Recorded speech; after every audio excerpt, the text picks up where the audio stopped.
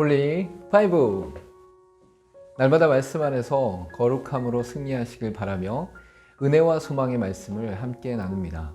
1년 1독을 기준으로 하루 서너 장의 말씀에 대해 간략히 소개하고 함께 나누고 싶은 말씀을 전합니다. 하나님의 은혜 안에서 날마다 거룩한 파이팅을 외치며 승리하시길 바랍니다. 오늘 하루 우리가 함께 읽을 말씀은 열왕기상 4장에서 7장까지의 말씀입니다. 열왕기상 4장에서는 솔로몬이 종교, 정치, 경제, 문화 등 각 분야의 국정과 영향을 입체적으로 설명하고 있습니다. 먼저는 인재를 적재적소에 배치한 솔로몬 내각을 설명하였고, 이어서 12관장과 행정구역을 설명하고 있습니다. 또한 솔로몬 왕국의 정치와 경제 성취에 대해서와 문화와 학술의 솔로몬 업적과 명성을 다루고 있습니다.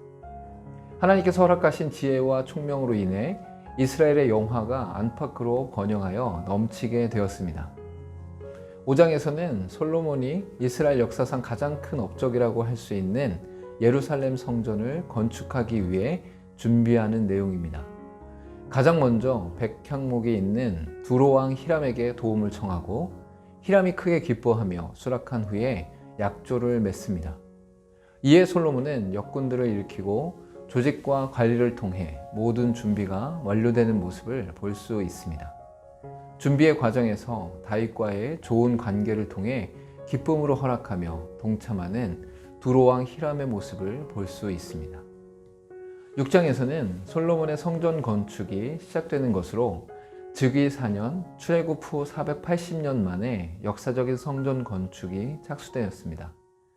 광야 가운데 하나님의 임재가 있었던 성막이 있었지만, 솔로몬 성전은 가나안 땅에 확고부동하게 정착하여 세워진 것입니다. 먼저는 성전의 외부 공사의 과정이 나타나고 하나님의 언약의 말씀을 소개합니다. 마지막으로 성전의 내부 공사에 관한 내용이 세부적으로 설명되어지고 7년의 성전 건축의 마침을 말합니다. 7장에서는 크게 솔로몬 왕궁 건축에 관한 내용과 성전의 기구 제작에 관한 내용을 다룹니다. 먼저 솔로몬의 왕궁은 13년이라는 오랜 시간이 걸렸지만 성경에서는 간략하게 다루고 있습니다.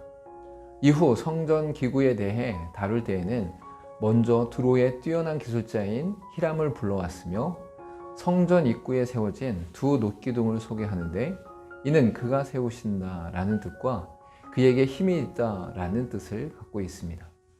그리고 놋바다와 물두멍과 받침대를 설명하고 이외의 사소한 기구들도 소개한 후에 마치게 됩니다.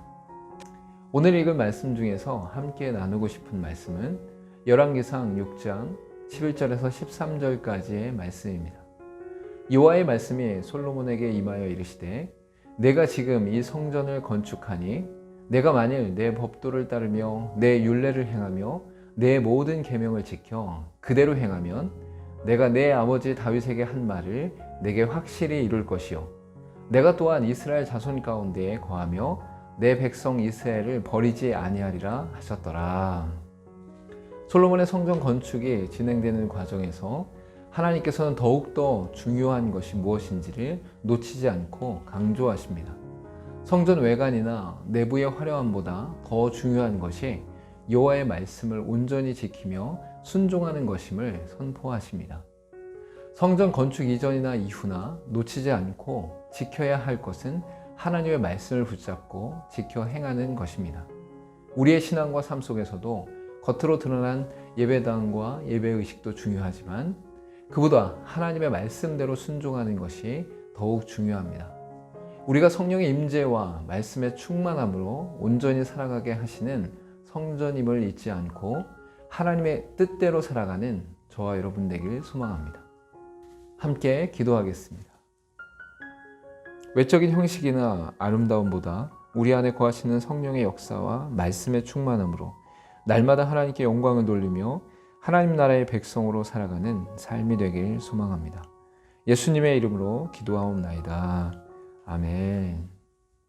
우리가 바라보는 것이 무엇인지 잘 살피고 외적인 거나 드러난 것에 집중하기보다 내 안에 거하시는 성령의 역사하심, 또한 말씀의 역사하심 앞에 순종하는 저와 여러분 되기를 소망합니다.